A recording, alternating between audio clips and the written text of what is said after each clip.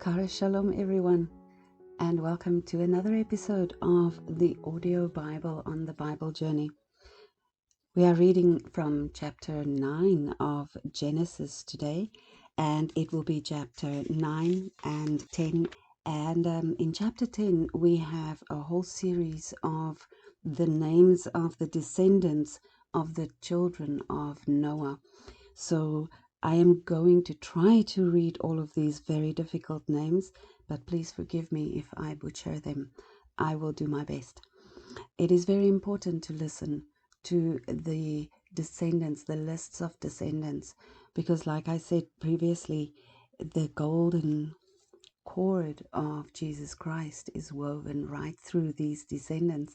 And if you listen very carefully to the list of descendants, you will also find the names of all the enemies of Israel there.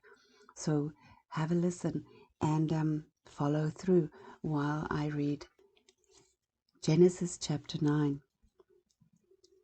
Then God blessed Noah and his sons and told them, "Be fruitful and multiply, fill the earth.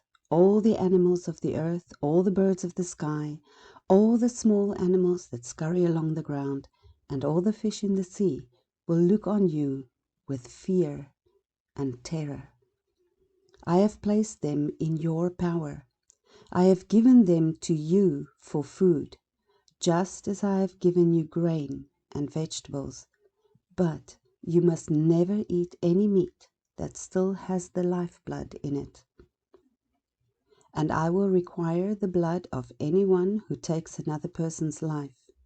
If a wild animal kills a person, it must die. And anyone who murders a fellow human being must die. If anyone takes a human life, that person's life will also be taken by human hands. For God made human beings in his own image. Now be fruitful and multiply and repopulate the earth." Then God told Noah and his sons, "I hereby confirm my covenant with you and your descendants, and with all the animals that were on the boat with you, the birds, the livestock, and all the wild animals, every living creature on the earth. Yes, I'm confirming my covenant with you. Never again will flood waters kill all living creatures. Never again will a flood destroy the earth." Then God said, "I'm giving you a sign of my covenant with you and with all living creatures for all generations to come. I have placed my rainbow in the clouds. It is the sign of my covenant with you and with all the earth. When I send clouds over the earth, the rainbow will appear in the clouds, and I will remember my covenant with you and with all living creatures. Never again will the floodwaters destroy all life.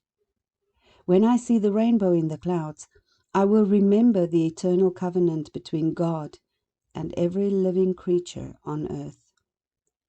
Then God said to Noah, "Yes, this rainbow is the sign of the covenant I am confirming with all the creatures on the earth." The sons of Noah who came out of the boat with their father were Shem, Ham, and Japheth. Ham is the father of Canaan. From these three sons of Noah came all the people who now populate the earth. After the flood, Noah began to cultivate the ground, and he planted a vineyard. One day he drank some wine he had made, and he became drunk and lay naked in his tent. Ham, the father of Canaan, saw that his father was naked and went outside and told his brothers.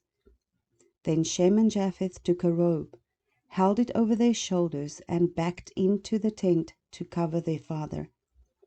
As they did this, they looked the other way so they would not see him naked. When Noah woke up from his stupor, he learned what Ham, his youngest son, had done. Then he cursed Canaan, the son of Ham. May Canaan be cursed. May he be the lowest of servants to his relatives. Then Noah said, May the Lord, the God of Shem, be blessed, and may Canaan be his servant. May God expand the territory of Japheth.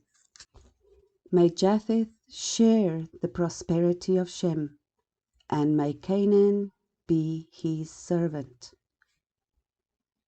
Noah lived another 350 years after the great flood. He lived 950 years, and then he died. Genesis 10. This is the account of the families of Shem, Ham, and Japheth, the 3 sons of Noah. Many children were born to them after the great flood.